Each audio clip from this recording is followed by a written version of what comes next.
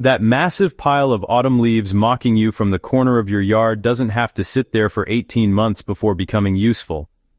Most gardeners resign themselves to the painful waiting game, watching their organic matter slowly, agonizingly break down while their beds cry out for nutrients. But there's a biological shortcut that slashes composting time from over a year down to mere weeks, and it's been crawling beneath our feet all along. The earthworm method combines mechanical preparation, microbial fermentation, and nature's most efficient digestive systems to turn those stubborn leaves into nutrient-dense soil amendment faster than you ever thought possible. Why your leaves refuse to break down. Dry autumn leaves are deceptively difficult composting material. That waxy protective coating that kept them alive on the tree now works against you, repelling moisture and slowing microbial colonization. Their carbon-heavy composition lacks the nitrogen microbes need to multiply and break down organic matter efficiently. Throw them directly onto your beds, and they'll actually steal nitrogen from your soil as decomposers scramble for this essential element, starving your plants in the process. This is why the traditional leaf pile approach fails so spectacularly, leaving you checking month after month only to find the same recognizable leaf shapes barely touched by decay. The power of double grinding. The transformation begins with mechanical disruption. Feed your leaves through a garden shredder to break them into smaller fragments that decompose exponentially faster than whole leaves. But here's the critical safety note that too many gardeners ignore. Leaf dust is a serious respiratory irritant. Before you fire up that shredder, put on a proper respirator or protective mask. This isn't optional. The fine particles generated during grinding cause immediate coughing, sneezing, and throat irritation that can persist for days. Protect your lungs first, then proceed with confidence. The real magic happens when you shred twice. After the initial grinding, you'll pre-treat the material through fermentation, then run it through the shredder again. This second pass creates an incredibly fine, crumbly texture with maximum surface area exposure. What earthworms would normally struggle to consume becomes an easily digestible feast. This extra step alone can cut your total composting time by several weeks, making it absolutely worth the additional effort.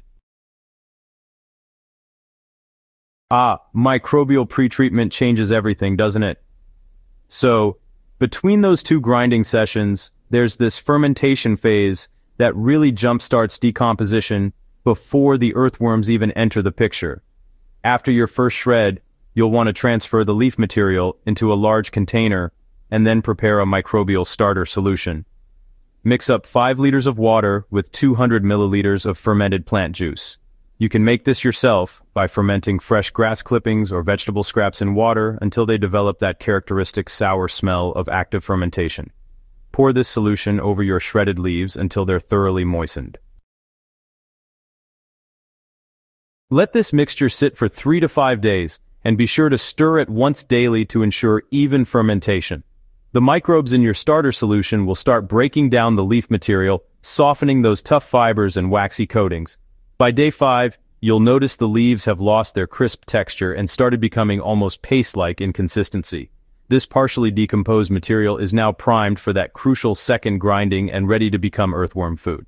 Now, building your worm bed for maximum efficiency is key. Location matters tremendously for vermiculture success. Earthworms and the microbes they depend on, well, they can't tolerate direct sunlight, which dries out the bedding and halts all biological activity.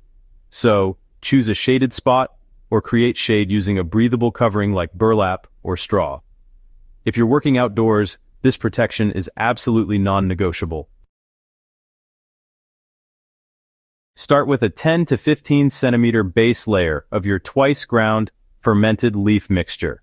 This gives your worm colony an immediate food source the moment they're introduced. But leaves alone won't sustain a thriving worm population. These little creatures need nitrogen-rich material to balance the carbon-heavy leaves. Chicken manure mixed with sawdust provides this essential nitrogen, but it requires careful preparation.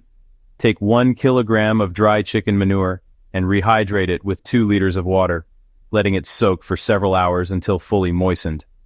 Once rehydrated, blend it thoroughly with your leaf mixture. This balanced diet prevents the bed from becoming overly acidic while giving earthworms the protein-rich food they need to reproduce and process material quickly. Introducing and maintaining your workforce is actually pretty simple. When your bedding is prepared, just gently place a generous handful of earthworms onto the surface. They'll immediately burrow down to escape light, disappearing into their new home within minutes. Never expose them to direct sunlight during this transfer, as even brief exposure causes stress and can kill them. Moisture management is the single most important ongoing task. Your worm bed should feel like a wrung-out sponge, damp throughout but never puddling water.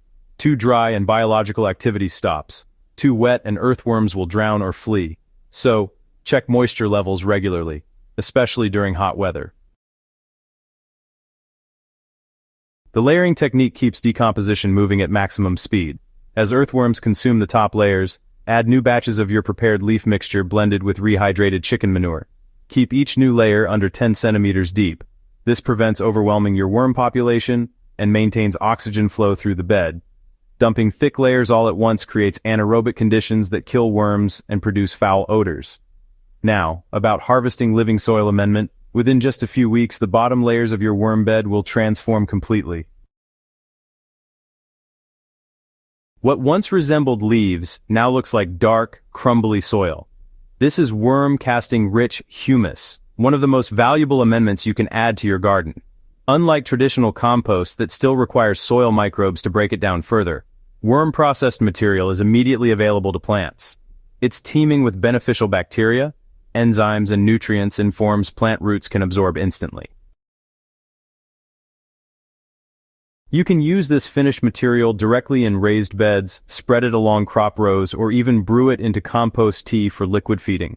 The biological activity it brings to your soil, well, it really improves structure water retention and nutrient cycling in ways that chemical fertilizers simply cannot replicate. Once established, your worm composting system becomes self-perpetuating. Earthworm populations multiply naturally when conditions remain favorable. Just continue adding prepared organic matter regularly, maintain consistent moisture, and protect the bed from temperature extremes.